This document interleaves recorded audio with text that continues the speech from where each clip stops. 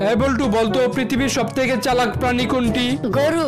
কি বলস? স্যার একটা প্রবাদ বাক্য আছে না, অতি চালাকের গলায় দড়ি। হ্যাঁ আছে।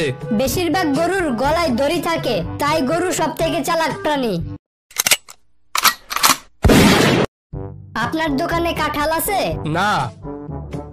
আপনি কি কাঁঠাল বিক্রি করেন? না, আমি কাঁঠাল বিক্রি করি না।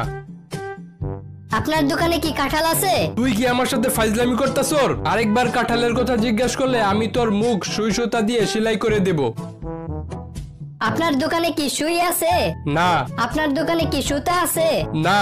আপনার দোকানে কি কাঁঠাল আছে?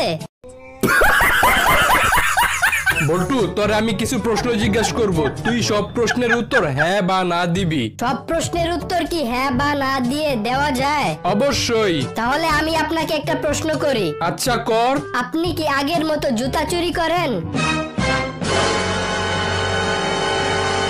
কিরে, তুই ফাঁকা রাস্তায় বাস অ্যাক্সিডেন্ট করলি কেন? স্যার আমি তো ভালো মতোই বাস চালাচ্ছিলাম, হঠাৎ করে একটা পাগল রাস্তার মাঝখানে এসে নাচতে শুরু করলো। আমি ভাবলাম আমি যদি পাগলটাকে বাঁচাতে চাই তাহলে বাসের সবাই মারা যাবে, আর যদি বাসের সবাইকে বাঁচাতে চাই তাহলে পাগলটাকে মারতে হবে। তাই আমি সিদ্ধান্ত নিলাম একজনকে বাঁচানোর থেকে সবাইকে বাঁচানো ভালো।